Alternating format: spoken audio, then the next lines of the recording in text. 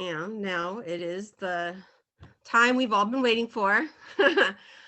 I'm going to introduce Chef Bobby, and he's going to be doing, demonstrating our smoothies. So if you're going to be sitting in your kitchen doing it at the same time, this is the time to do it. If you're just going to sit and listen and do it later, then you can sit and listen. But Chef Bobby. Hi, good morning. Good morning, everyone. So real quick, again, I'm Chef Bobby B with Salvador Catering. My kids do attend Aeolian. I have a fourth grader and a third grader currently attending. I am an alumni of the district, grew up in Whittier, attended Aeolian, attended Los Nietos, graduated from Pioneer. So it's great to be here. It's great to be part of this community. And let's get started. So I picked up a kit yesterday, took the liberty of making portions controlled enough for one person. Went ahead and cut everything up. It's easier for it to blend a lot smoother. Consistency with a smoothie, you always want to make sure you have proper balance of liquid, you have proper balance of ice. You want the nice heavy texture as well as what you're including in it. So we're working with spinach. We got some strawberries, some apples, a little bit of yogurt for your calcium, as well as I got some low fat milk that I'm going to use today. Some granola for your carbs and ice to cool it down for whatever you guys plan on making it. I like to break down my fruits. Again, some people will want to add sugar to it or something to sweeten it up. We can derive from adding sugar, use honey, some agave, or just keep the natural sugars from the actual fruit that you're using, whether it's an apple, strawberry, if you want to add bananas, any type of fruit, whether it's 2 or 3, antioxidants and berries are always great for your smoothie. You want to definitely have that. That is always a plus. We'll give you that nice derived from that nice natural sugar, which complements your smoothie highly well, and it helps with, trying to blend off the vegetables that you want to add to it to include your greens. So very simple. Grab some of your greens that you put in. I have a NutriBullet that I use here. My wife, it's great. I would recommend having one. This is one of the fastest ways to make smoothie. It works well. And again, it's awesome. Add some strawberries. You can put a handful. I usually do about 8 ounces of cut, depending on how many servings. This usually can make 2 smoothies for 2 individuals. So I'm only making some for myself today. Strawberries, some apples. Add about your 4 ounces, about 4 ounces of yogurt is good. Any type of yogurt. You can use Greek, plain, vanilla. Today we're using a strawberry banana blend, which perfectly fine as well, and it's good. Kids will love it. I do about 2 tablespoons of granola. You don't need much for it. You just want a little bit of that texture. About 8 ounces of ice is good, and 8 ounces of milk. You can use almond milk, regular milk, whole milk, whatever you guys have. If you guys want to remove the milk, do it with water. It won't be as creamy, but you'll still get that nice little taste. Go ahead and get your blender ready. Like I said, mine is a quick, easy upturn. About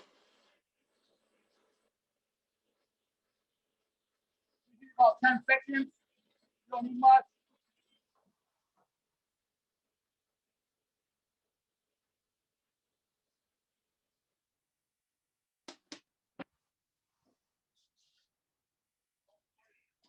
I like serving it in a cold cup. Usually we have a couple cold cups inside our freezer that my wife has put away already. Grab it.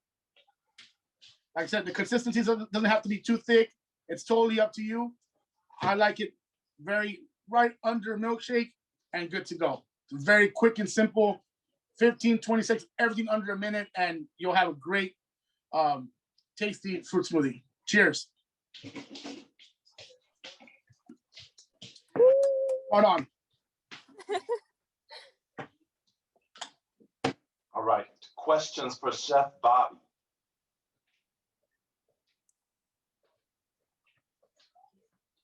I have a question. Yes. When you say apples, you cut the apples before, right? You said that it helps it. So I took off the skin. You can put them on with skin on. You can definitely, it doesn't really matter. Remove the seeds for sure. Cut them in quarters. Take off the core, and then you could either, like I said, you could add this, leave the skin. I chose to take off the skin to have a little more time, so I just to kind of make it clean it up, but it's totally up to you. Again, I try to make them when I do get a chance to make them and think of my kids. The only reason why, because my wife and kids don't like all that heavy pulp. So it definitely helps with removing a lot of that pulp that you'll get that a lot of kids won't drink. That will sit at the bottom of your shake, and I usually get that. That's usually my end. So, okay. So definitely it helps out with having a really strong blender because then it'll blend everything up as you want.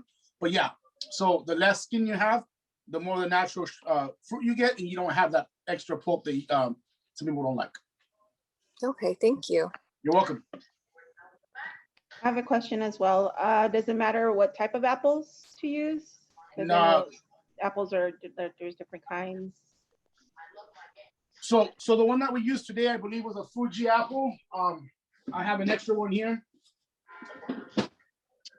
I want to say, if I'm correct, it is a Fuji apple. Don't quote me, but usually if you want something really sweet, your green Granny Smith are really good, or your deep red. Those usually carry a lot of that nice natural sugar. You usually feel it. You can feel the indentations. When they're a lot deeper and darker, they're a lot more ripe. You get a lot of that more natural sugar that's breaking down inside the fruit. But again, any apple, you're really putting in the vitamin A that's giving you. Apple has a very good complex of vitamins that helps your body. So having a quarter of an apple or even half an apple every time to your smoothie will work out. And usually, like I said, cut them in fours, wrap them up, save for the half, and you can throw it in there. And you don't save an apple. Thank you. You're welcome. I have a question, Bobby. Yes, Yolanda. Hi. So what's the ratio of like the fruit to the vegetables so the kids will be tricked and not taste? Yeah. Well, that's a very good question. So it all depends on what the fruit that you're using. If I would be using, if let's say today I would use raspberries, berries, or blueberries. They're a high tart antioxidant fruit. So you definitely want to blend it with something that's going to give it a little more of a sweetness, especially if your kids don't have a really high, strong sweet tooth, or if they get to see that you're actually putting vegetables in it. A lot of kids eat with their eyes. So once they see certain things, it's over. You're not going to get them to eat it. My best bet always, a good solid green like spinach or kale is something that you can definitely derive. It doesn't have such a strong potent flavor. Strawberry and bananas combined gives you a very sweet flavor as well, but try to omit a little extra of the banana than strawberry. Again, strawberry is a high tart as well, and depending on the season, some are sweet, some are tarty. It's a best bet. If you really want to sweeten it up a little bit, you can always add a little bit of agave. You can add honey. That'll help out too. It'll help blend out the taste of that of the color or any veggies that you're using during that time. But I mean, you can use anything you want. I know we had carrots as well, and we got carrots as well in our packet. I'm not a big carrot fan in my smoothie, but you can always cut those up, set them aside, and then eat them as a snack. Thank you. You're welcome.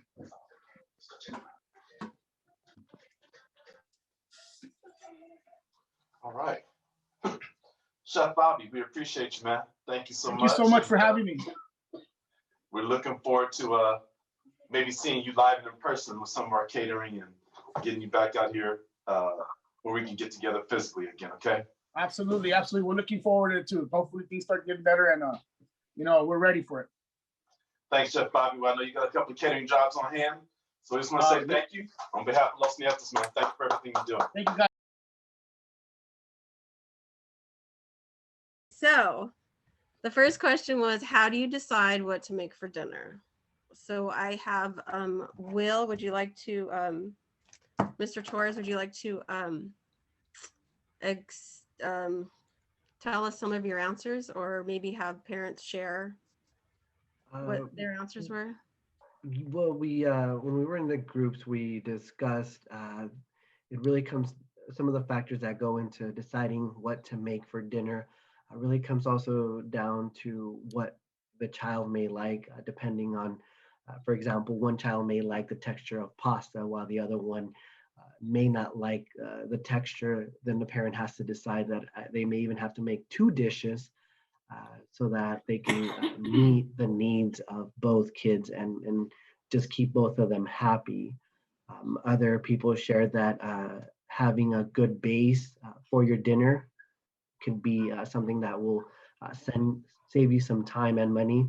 For instance, if you were to make a pot of beans on a Sunday, you can definitely freeze them and use them throughout the week and then add complementing groups like protein and meats or rice so that you can extend that for the week.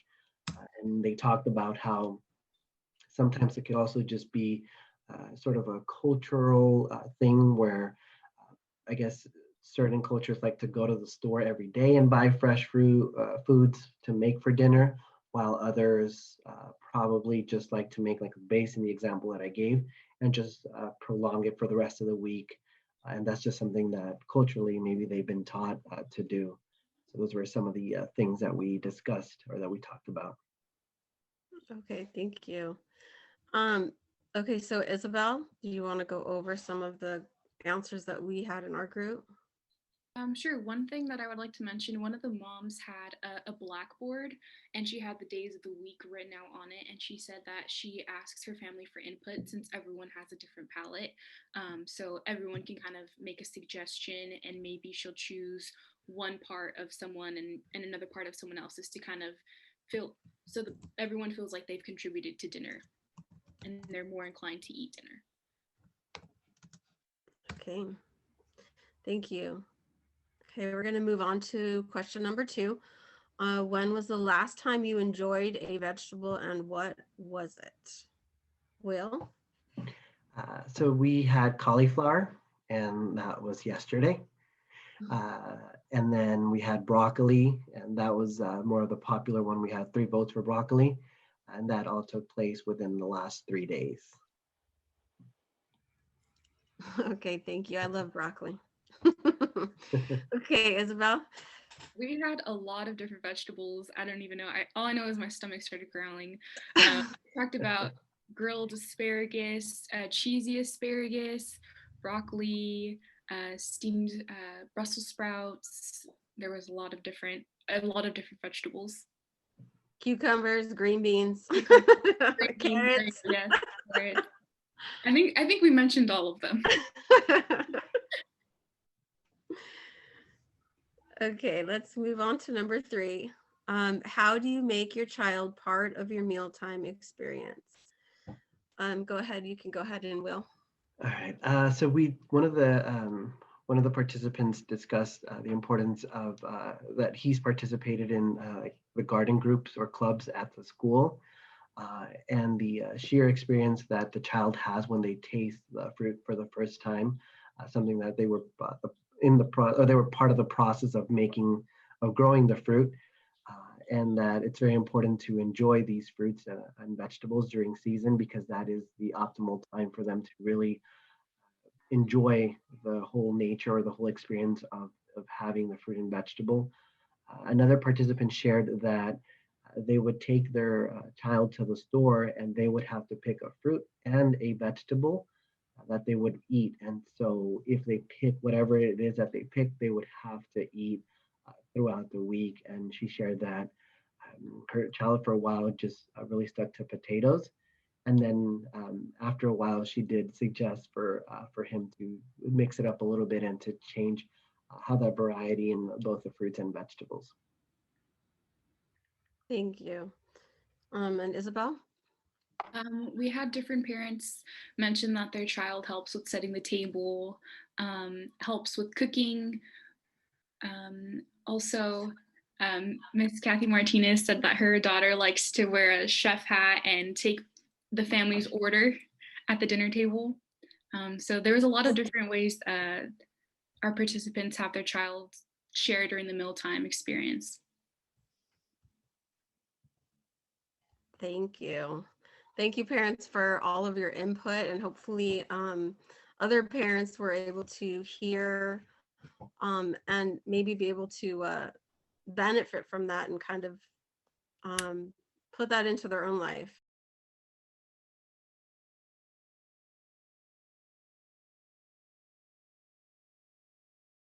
Since my son doesn't really like to eat that much meat, barely any, what's another kind of protein that I could possibly use besides like beans and So if, like you said, if there's a bit of a challenge in regards to that, you may have to get a little bit creative in regards to how you may deliver it.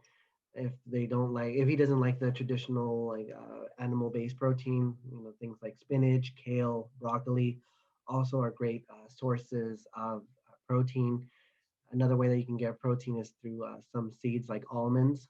That's another great source of protein that they can have. Now, I personally, as a parent, what I do too is in the smoothies that I do make, I try to give it more of a superhero twist. Like for example, my son really likes the Hulk. So what I do is like, oh, how he gets his superpowers come from this green juice that he drinks. And I actually do put spinach and kale, and like Chef Bobby said, if you mask it with something like banana since it's so sweet, it kind of just masks any tart flavor that may come from the spinach or the kale that you're using. And all he really tastes is just kind of that sweetness of it. And he doesn't, he drinks, I would say about like 4 to 6 ounces of the actual smoothie that I make. But sometimes it just does require for us to be a little bit more patient and just a little bit more creative in how we're delivering it. And then again, just asking, you could also ask, hey, making part of the process of including him in regards to, well, what is some of the textures? What are some of the things that you like? And if he gives you a list of things that he actually does enjoy eating, maybe possibly altering those foods to resemble what he likes so that he can be a little bit more open to eating them. thank you.